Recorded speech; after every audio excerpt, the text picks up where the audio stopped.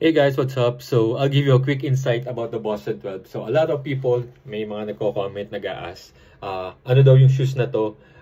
What is it? Kasi nabibili nila minsan, it's SL2, Duramo. Kasi syempre, sometimes it looks all the same. But this is a Boston 12, as you can see. It says here, Adizero Boston 12.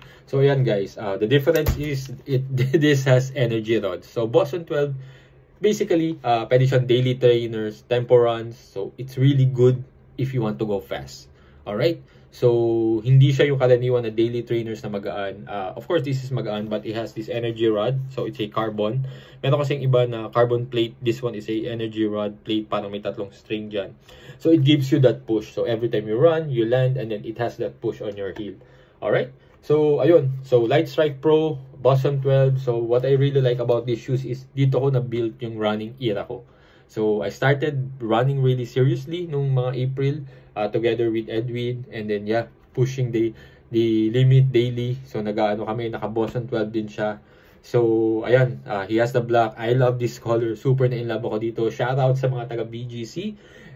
Adidas flagship store, lalo na kay Simon because this color, kinuha namin from Uptown. Pinadala niya. So, I waited an hour.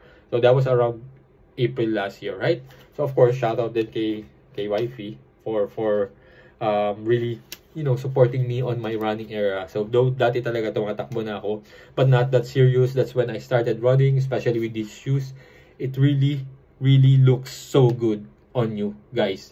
Any socks na i-partner mo dito, napaka-forma. So, and then also, yeah, 500 kilometers on it.